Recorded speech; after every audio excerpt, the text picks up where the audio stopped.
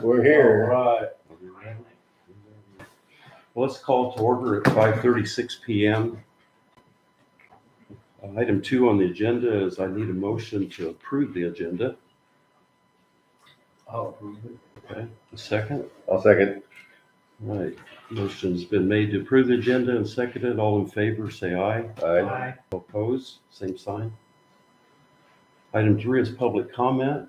I don't see any public here, so we're going to skip over that. Number 4, I need a motion to approve the consent agenda, which is made up of the secretary's report and the financial update. Do we have any information to go It along with was that? in your board packet that was emailed to you. Oh, okay. I'm sorry. I thought that were going to be set tonight. It's part of the. I've got a copy of it right here if you'd like. Sorry. That is the P&L. And I also have a copy of the AP. The accounts payable. That's what I did.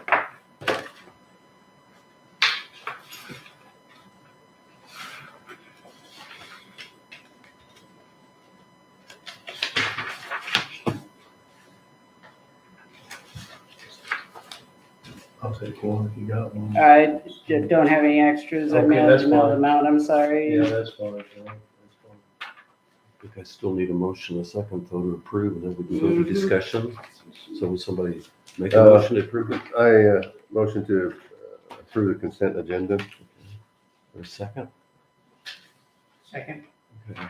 Now, discussion on the motion or the material ahead of us?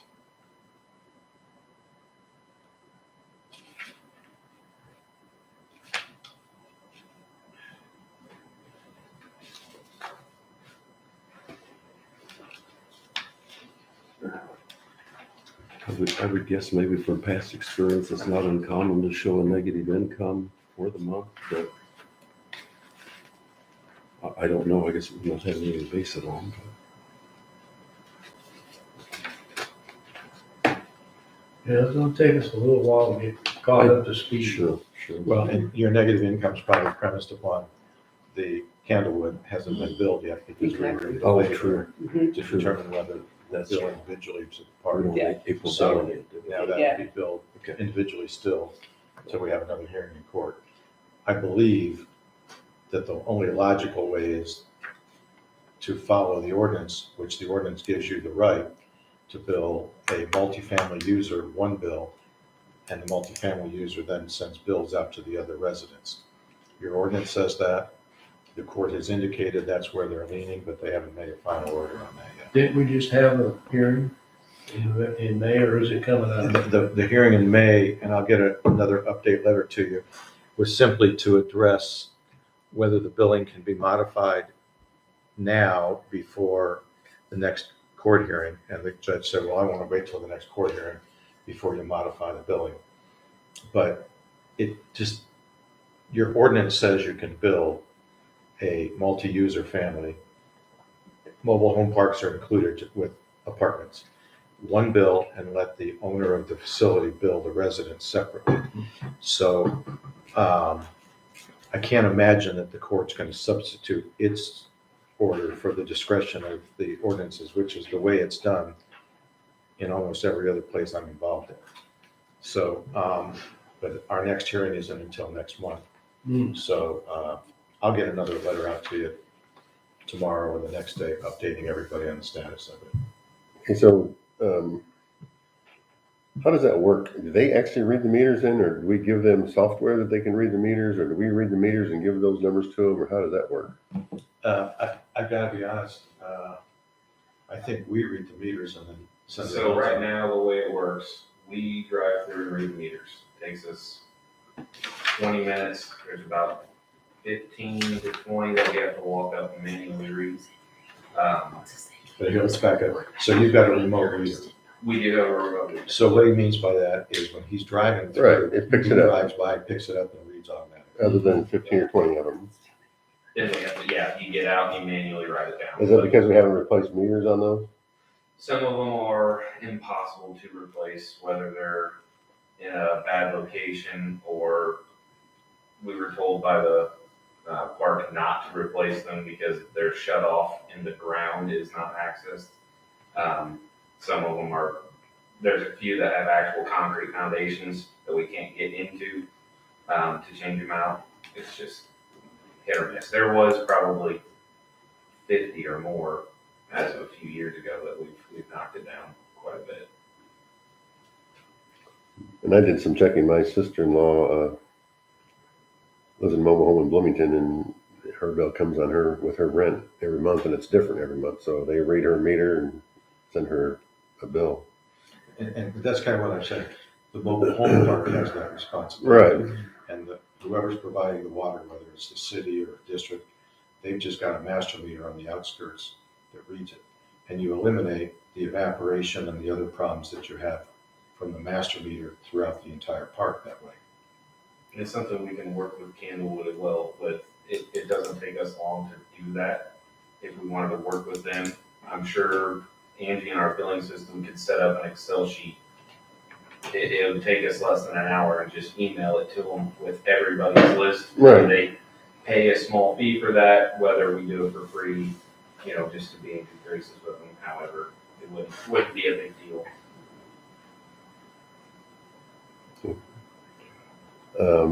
I guess I have one more question on the legal fees. Is that a normal average legal fee, or those been? Yeah, those legal fees are just out of control right now. Your normal legal fees are about $400 or $500 a month, maybe $600. This is concerning the suit, the lawsuit that's going The on. suit and also the suit, the Veolia contract. Carrie. Oh, yeah, Carrie.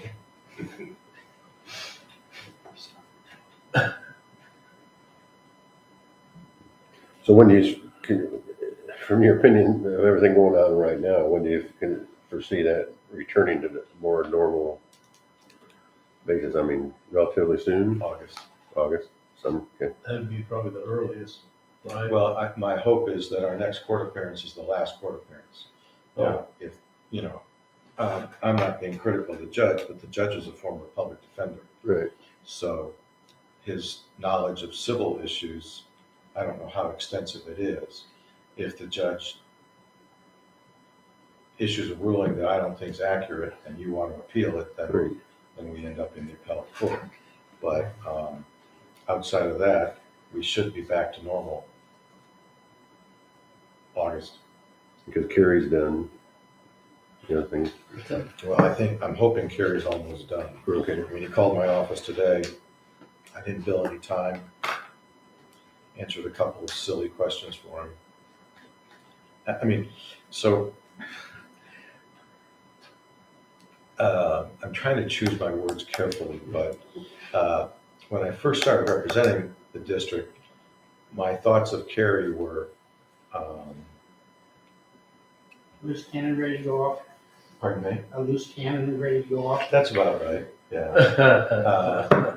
And there were more than one meeting where Carrie'd say, I want to be heard on this. Carrie, not a board member, not time for you to talk. And then before this board took over, but about 3 weeks prior to that, maybe 4 weeks, some of the board members expressed an idea that they wanted to reward Kerry for his service here and give him a bonus as he left the district. And I strongly urged them not to do that. Well, I'm glad they listened, because it was about 2 weeks later that Kerry was completely off the reservation. And I think Kerry's, in addition to his issues here, I'm told he's got some personal issues that are I'm really trying to be careful with what I say, but I think he's going through a divorce, and I think he's got some other personal issues Yeah, that are just tantamount to him having multiple problems. that's the best way to put it, multiple.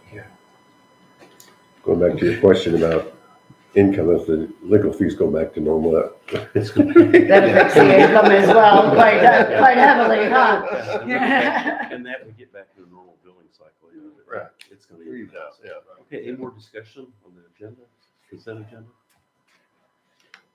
If not, That and, well, I guess, I just want to say too, as far as like the finances are concerned, this is paying off a lot of things that prior to Veolia taking over, and a lot of these will then again also then become Veolia's responsibility. A lot of these monthly bills and the utilities and those types of things are gonna flip, become their responsibility. So that you'll see a difference as far as that goes as well. This AP sheet is gonna go type of thing. And so there'll be some there'll just be changes made, all the way around. And you'll see those at next month's meeting.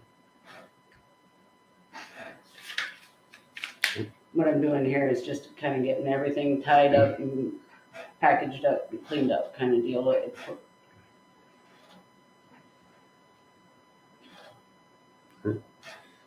Well, that being said, I make a motion that we, well, the motion's been made. Motion's Second. been made, now we just If need to vote. discussion's over, let's take a vote. All in favor of approving the consent agenda, say aye. aye. Those opposed, same sign. Okay, on to number 5. Business serve line by Home Serve / NLC service line program. I take it Kurt's up. I can speak to any questions that you have. I had a meeting earlier in the month with a gentleman,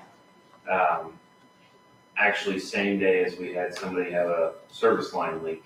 Sangamon's ordinance is a little different. I wouldn't say different, but not many adopt the same type of ordinance from what I've seen. We don't own any of the service line here.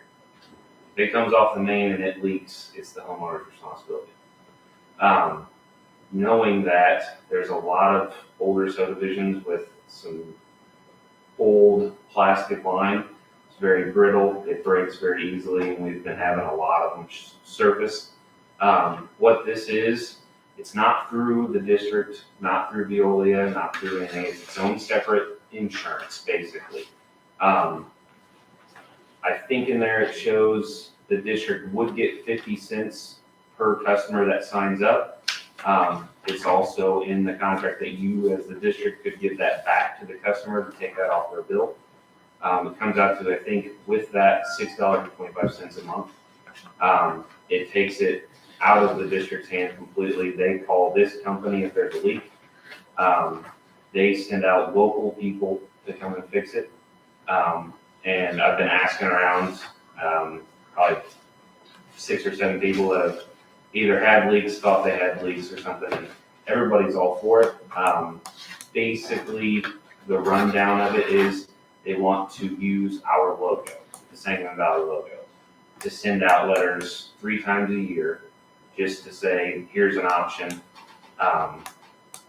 and that's it. We wouldn't be really responsible for anything. It would just be the district's blessing to write a brief.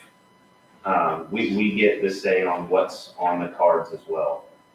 It'd just be a brief description of what it is. Maybe we could put our ordinance in there, and that all else, it would get people thinking about, hey, it gave us a little bit of, not publicity is not the right word, but some knowledge to the district. If they don't read the ordinance, they don't know. This will give them something in the mail to say that they're responsible for this part of the line.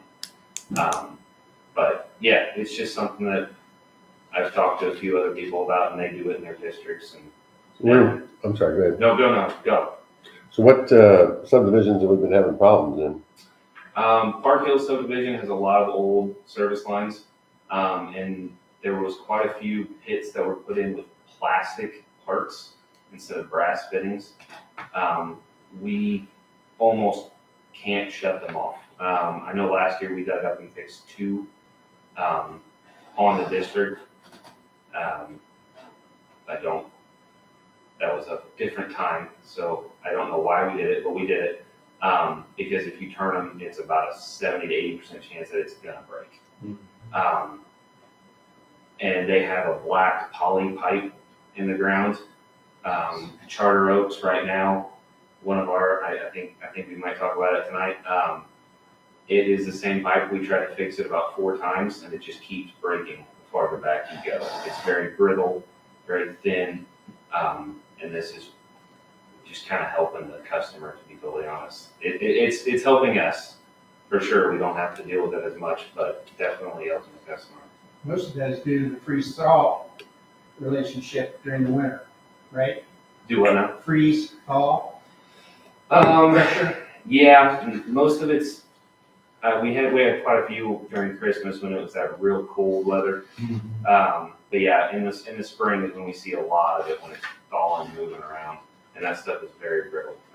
Charter Oaks, Briarcliff, some of the old Briarcliff. Most of that's copper, but there's still some out there.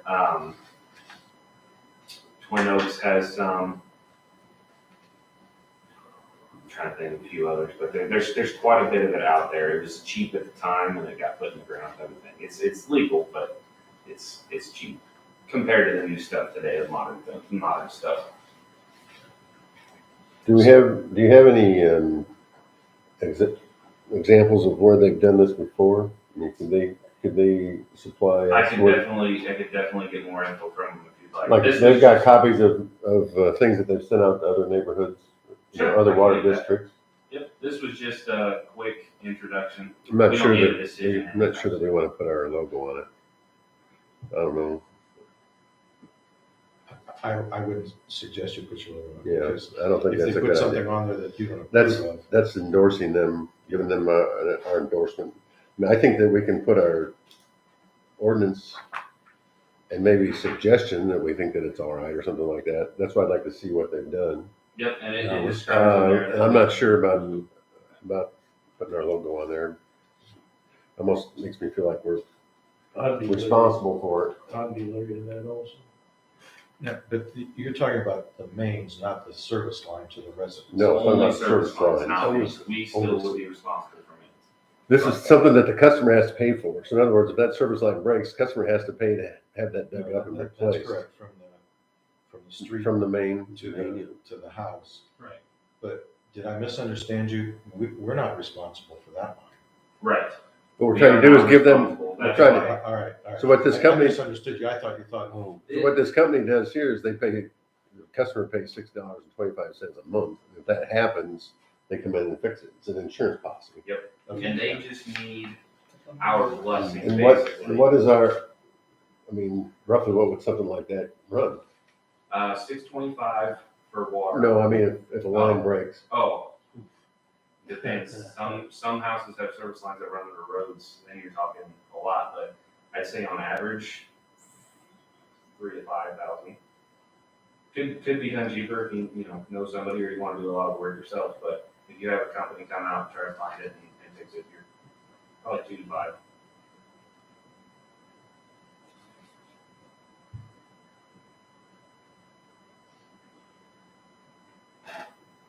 Trying to think if I got any other questions on that right off the top of my head. No, but I think I would like to see, they have even 2 or 3 examples of what they've sent out at other places. And actually, is this a contract where the customer actually has to sign a contract? Yes, so they're not opted in, they have to opt in. So Maybe a copy of the contract too. I can do that. why don't, for the board's sake, also get a list of a few communities in central Illinois that they already Yeah. service. Yep, I can do that. Yeah, because we might want to contact them and get their reaction to, And how What's happened. well it's gone, how well it's received, right? and that they do what they say they're going to do. Right. And they do it in a timely manner. That's the other thing. Mhm. Yeah, because right now, it would benefit the district quite a bit because we have the struggle of, it's a homeowner having to fix their own line at their own cost, and we're eating the cost of the water while it sits there, and they wait and wait and wait. Instead of us having to come in and say, we're gonna fix it and bill you, they have a company that they can just call and they fix it for them. They don't have to worry about the out-of-pocket costs right off the get so. All right. Any other questions on that? Any other comments that you need to close out? Nope, I'll get anything you guys need to do. As a user, I'd probably be interested. I've got a plastic water line in the ground from 1988, so. I'd be- Yeah, that'd be something. You're due. I mean, Talk it into existence, speak it into existence now. So what type of piping was used back in 75 when they set up Park Hills?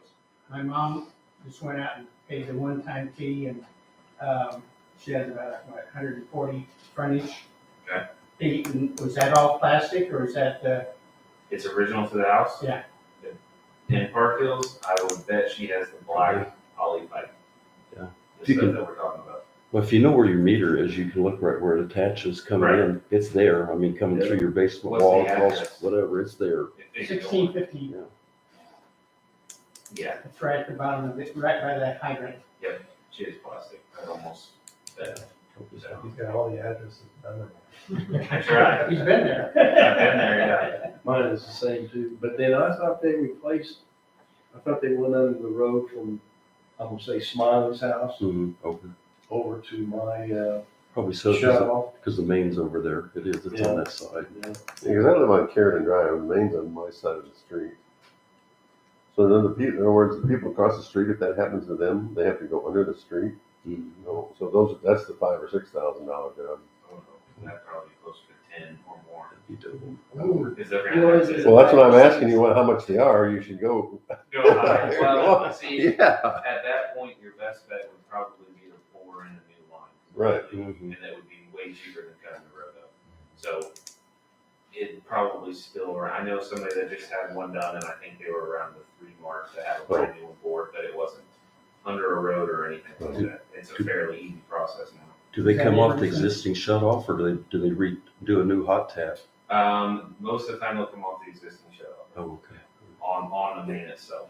Or if they have a curb stop, they'll start there and go in. But what if you're from your tap to the shut off, if that's plastic? Yeah. You're still in in lieu of that if it breaks. So. Yeah. Anything else? We can move on to Donahue's status report. Yeah, just give a quick summary of status, so I don't need to listen to a slideshow again. So the. I found the slideshow rather interesting myself. Oh, good. I don't remember, did I get copies out, or did you get copies that the board members wanted? I've got a PDF of them. Okay, good. I thought about that today, and making sure I wasn't missing. Nope, I got it. Okay, good. No, I let you know I'd make one off of what you had Yeah. already sent me, and it's made, and Okay. everybody has access whenever they'd like. Briarcliff water main, we're getting to about the 50% level on that effort right now, so we're probably due for a 50% review meeting here coming up, so Will's gonna be getting that organized. The Muhammad lift station, like we talked about before, the biggest thing is we're waiting for the control panels to come in October timeframe, and once those come in, then they've probably got about a 4-week process just to swap everything out there at that lift station. So, the lagoon dredging, it's the same kind of time frame in the fall, so we're kind of waiting to get, fields out, and then they can, be working on dredging the lagoon and getting that, material, that applied to a farmer's field. So they're working on permitting and everything for that. Can I ask a question? Sure. Okay, on the dredging, so you said a farmer's field, so you have farmers that request this stuff to be put on their field, or do you? So what it is the contractor, we work with the contractors who do this all the time and work with various farmers around the state. So they'll have various farmers that will say, yes, we want it, or no, we can't take it right now. And they'll work on the permitting, they'll know the agronomic calculations for how much material can go on there, they'll do all the sampling, they'll do all the stuff they need to do with the regulatory requirements. So- Okay. Yeah. It's a real nutrient-rich Oh, application. I know that, yeah. Very fragrant once they apply. Yeah. When they come, they do Urbana Champagne. I know I've seen them out north of Urbana. When they come in, stay out of their way because it's go, go, go with those applicators. So Yeah, and it's the guy that applies the pig manure behind my house sometimes that isn't so pleasant. yeah. My wife gets upset like this, it'll be a couple weeks, so it'll go away. It's fine. Get used to it. It's good for the fields. Anything else on the lagoon dredge stuff? But then I'll move on then to the source water protection plan. So those are due end of July timeframe. So we've got a number of them that we're working on, we just are getting started on those. So the goal is to get you kind of a first draft end of June. So we can all look at it, make sure it's good, and then it's due to be submitted to EPA, I think it's July 23rd. If you got any questions that I can help with, just email me. Yeah, so we'll be, that's just getting underway. So. The Charter Oaks water main, like we talked about, that one as well, we're just getting survey scheduled to get out there. Once we get survey done, then we'll start developing the plans and specs for that. So that's, we did the kickoff meeting for that already, or not? Yeah, we did that, okay. The wastewater plant improvements, so the design is all done, we're through, in the IEP SRF loan process. So what we're waiting on right now is we completed the facility plan, which is due by the end of March. So we got facility plan approval. Now what they do is they score and rank everything based on need and other matrices that they use to score it, rank it. We'll find out here in the early part of June if we're on the intended use plan and whether or not, I don't think there is, but whether or not we get any loan forgiveness, which I don't believe we qualify for any, but they'll rank all that and tell us where we stand. So we'll know if for some reason we're not on the intended use plan, and we just kick it to next year and try to get on the intended use plan next year. So we do have a lot of demand for the loan funds in any given year, but It would go out right after if we got. yeah, if we're on the intended use plan, we hear that in June. They actually publish that July 1st. So sometime after July 1st, we'd be authorized to advertise the project by IEPA. So we'd advertise pretty early in July. Bids would come in sometime in late August then, and then we do a bid certification packet back to Illinois EPA. They usually take about 3 months after that to get us a loan agreement, and then we get the contractor started. So near the end of the year or January, I've been saying we should expect to have a contractor on board and start that whole process. Probably easily an 18-month to 2-year process based on equipment delivery times and sequencing things in the right season for like disinfection season, those kind of things. So the Lake of the Woods lift station is on the same timeline, same IP loan, so it's going to be on that same time frame. And then the northward expansion, we are pretty close to 95% done on the 140,000 linear feet of pipeline all throughout the northwest expansion. The modeling's complete. We also have the booster pump station. Things we'll need to think about, and I should probably try to bring back to you at another board meeting, is what the board would desire to do on next steps as far as looking at easement procurement, those kind of things, and how, and now we're gonna start thinking about funding the project if there's any funding, available, for it, so. The northwest expansion is out by, Going up Route 47 and tending to the gas impacted wells. Yeah. So, It's past Shiloh Church, correct? yes. And these are all loan projects? The northwest expansion, the northwest expansion is not. Is that So that, beg your pardon? is it a grant? So the design funds were ARPA funds from the county. And so the question will be is there any more county money available? There was money that was allocated, as I understand, through the state up to the tune of 3.8 million. And I think that's got hung up with the political squabbles between the parties. So I don't know if it was allocated or appropriated, but not allocated, some weird language like that. So, so the question will be is how we go forward with moving that. That was going to be allocated for the first phase, for the booster pump station, and extend the first part, the main line up along 47, and get a few of the homes along that and to the far north. And then future phases we build out from that network. So, question, those will be the questions coming up is, how far, what we want to think about funding, how feasible it is to continue on. If it's not super feasible to continue on, why bother with trying to get the easements right now. So that's gonna be, the decisions we'll have to think about. And tell the board what the loan rates are right now. Beg your pardon? What Oh, are the loan rates? the IEP loan rates are 1.24%. So if you had the chance to borrow money personally, you would do it in a second. Oh, yeah. Mhm. Yeah. And when the projects are approved by the EPA, there's always a few projects that aren't shovel ready and they fall off the list and you can still jump back in. Correct. So there is what we call the bypass mechanism.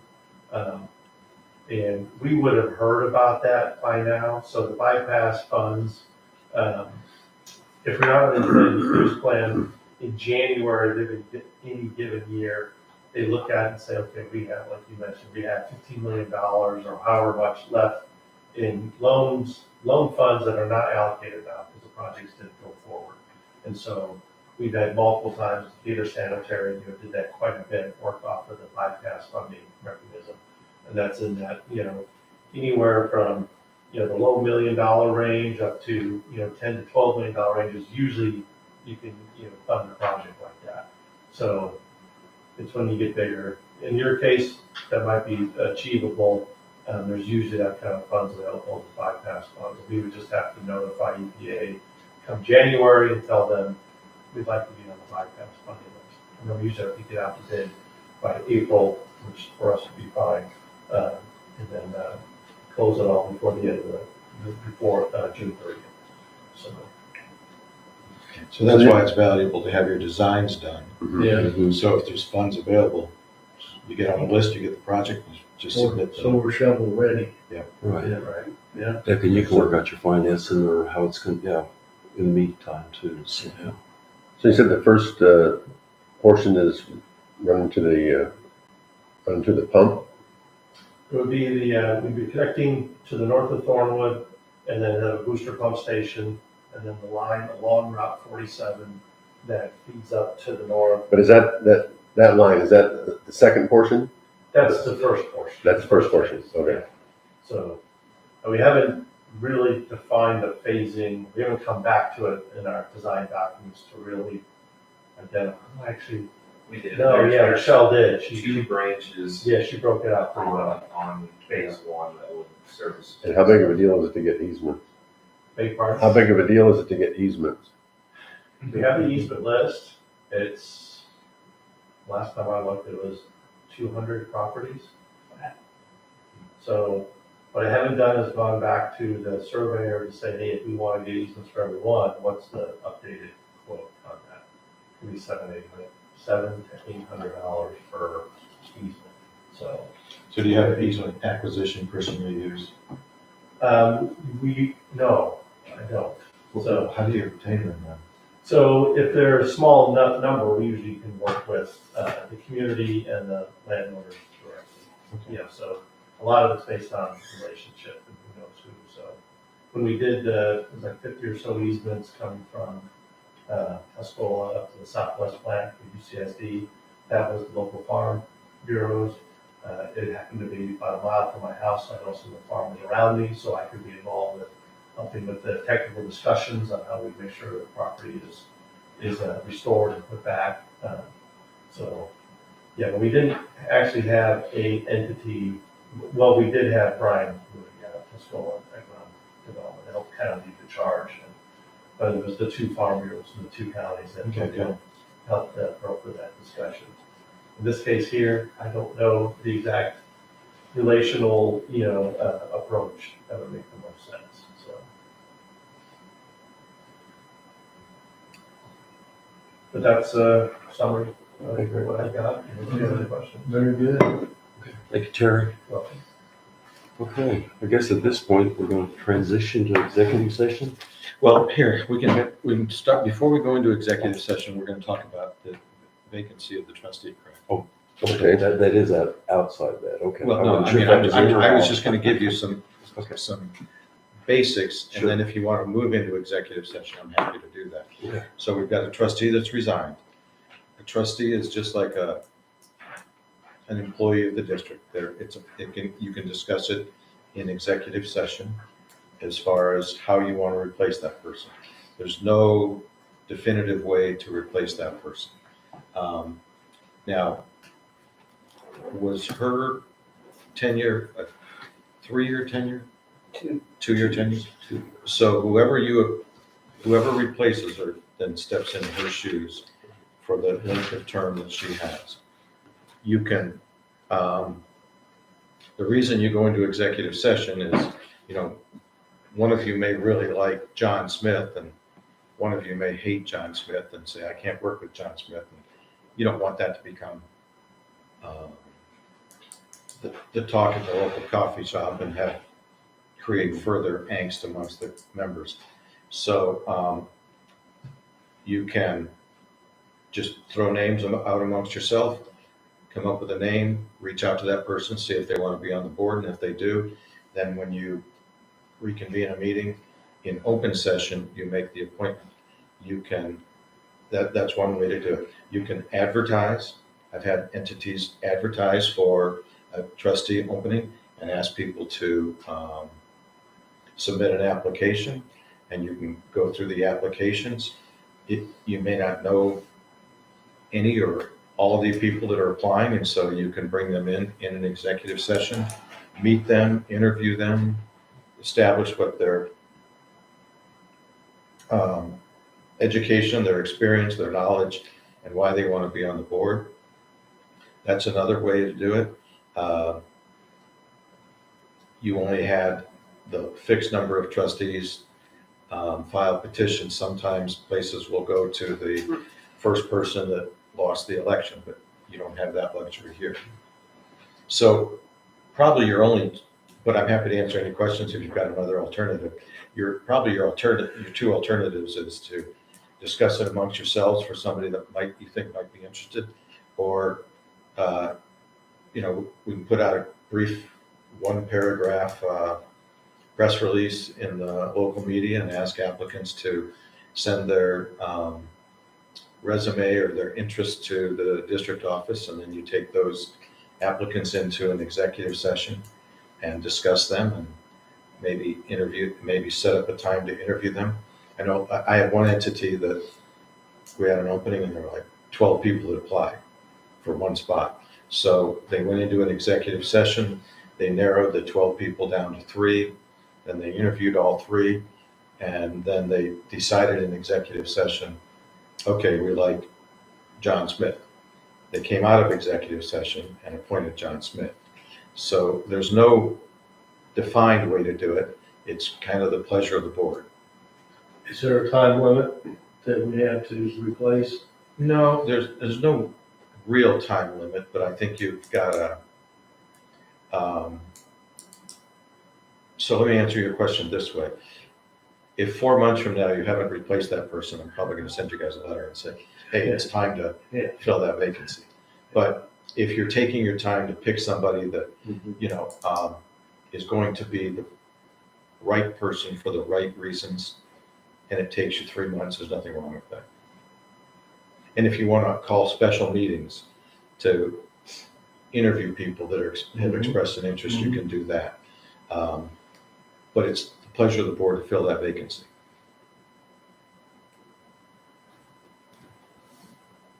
So thank you. So if you know somebody and you want to go into executive session today, we can do that. If my overview just gives you food for thought and you want to talk amongst yourselves, you can do that. Now, I will caution you guys, as newly elected officials, thankfully I don't see anybody. I go to meetings sometimes and I look and I see trustees on their phones. Well, if you're on your phone and somebody raises a complaint with the circuit court, your phone may get taken away from you and the judge is going to review it to see if you're doing business. In fact, it was Champaign County that kind of created the law, because people were sitting in Champaign County board meetings texting each other on how to vote for issues, and they all got tattooed over that. So by right, we should have been telling people that you and I were looking at Terry's Oh, report no, on the phone. and that's fine, but we were just looking at this. Sure. You could look at your board minute, packet on your phone, but if you're texting or sending emails, I'd say beware. Probably texting to keep the nursing home. So if you've got an idea of who you'd like to appoint, we can go into executive session. If you've got an idea of 3 applicants and you want to discuss it amongst yourselves, you can go into executive session to do that today. If you want to talk individually amongst yourselves, keep in mind, if more than 2 of you talk, it's an open meeting. But if you talk, or if you send an email to all the board members, you've just violated the Open Meeting Act. But if you call each other and just have 2-way calls, and you say, well, I really like, I'm using the name John Smith, and you come to that conclusion, you can tell John Smith to come to your next board meeting. If everybody's in agreement, you can appoint him at the beginning of the meeting, and John Smith gets sworn in and sits down at your next board meeting. It's normally not that easy, but if you want to have a press release and invite people to apply, then you can go from there. So I don't know if I've confused the situation or helped the situation. I'm happy to answer any questions. Clear as mud. Okay, that's just the way I like it. I know 2 names have come up, so maybe the best thing at this point is just to do it one-on-one, 2 people on the phone, 2 people on the phone. And Or we can go into executive session so we can have an idea and you know, see whether the rest of us know a person or whatever. If you want to go into executive session tonight, you can do that. If you want to go, if you want to talk amongst yourselves and have a special meeting, I'm making up a date, June 7th. I hope that's not a Saturday or Sunday, but, and for the sole purpose of having the meeting call to order, go straight to executive session to discuss the replacement of a trustee, you can do that and adjourn the executive session, and then. Well, I'd like to find out the 2 names that have been mentioned. So I'd like to go into executive session maybe just to find that out and see if I'm aware of who they are, and anybody else is aware of them. Maybe somebody else has got some of the names that I tried one person and they were not interested.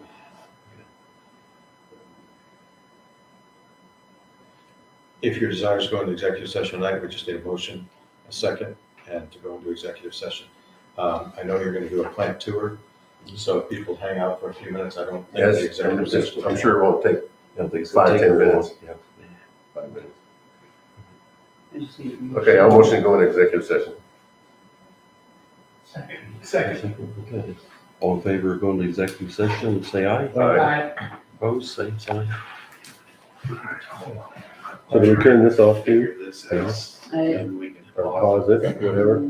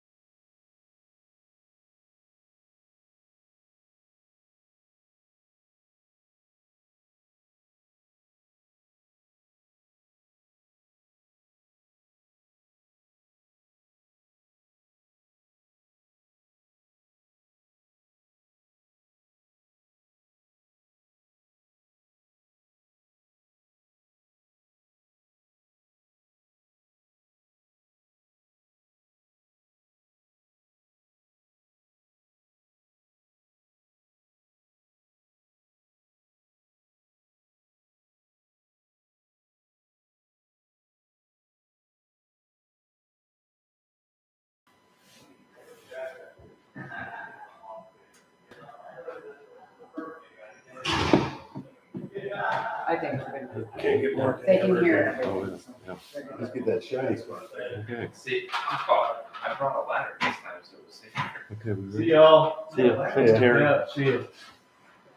Okay, we ready? Okay, so, you just need to let everybody know what's going on. Item 7 on the agenda is a plant tour, and we're going to hook up with Kurt and go next door and do that. All right, And we're being done. And then we'll come back here and adjourn later. so we're going to end the live stream now, or we're gonna leave it up? You can't follow us around. Yeah, If you guys want to turn now. I was. No, you can't adjourn now. Oh, They we- have to, yeah. they have to stay the meeting has to stay Well, in we session. can, while we'll they leave it, do- we'll leave it streaming, but we're gonna go on a plant tour and then we're gonna come back and adjourn, so there really won't be any more business discussed, in front of the camera, so we appreciate, anyone watching. Turn the plant off real quick. So. All you have to do when you come back is once you adjourn, just go ahead and Yeah, stop. well, I need breaks on the chair. Turn the television off. Hit end screen and turn the TV off. We're gonna hit this. See that red right there? Yeah. And you just take the mouse, Oh, okay. do that. And Kurt can do all this for you too. Okay. He can end screen and turn the TV off, but if you Okay, would that's just, what maybe I should put the mouse back down here. if you would just hit stop Uh-huh. and flip the iPad down for me, then I'll get all the minutes and everything tomorrow, okay? Sounds good. I appreciate this. Thank you very much. Thank you. So we don't have to fill out the blue one? No, sir. All I need Just you to, inside. just the inside, and it's the Illinois W-4, the federal W-4, and the I-9. It's just, If I come back and fill them out, I can just leave this leave it here. you're welcome to just leave them here. Nobody will have any access to it.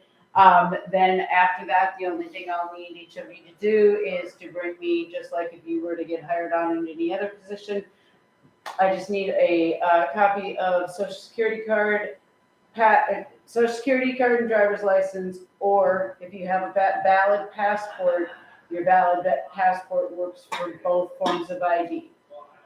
So if you just want to bring me one thing, you can bring me just a valid passport. Okay? So we need to bring that into you. Yes, because I need copies of it. But I have to actually see it, because I have to sign on there that I've seen them. We need to bring in the social security card or passport.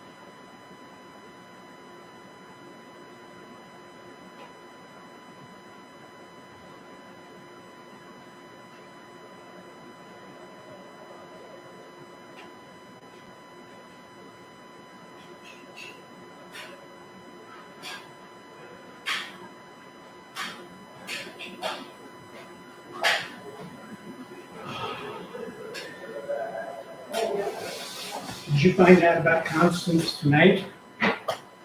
No. No, she sent out an email.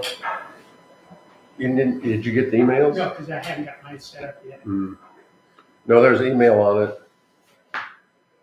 a couple weeks ago today.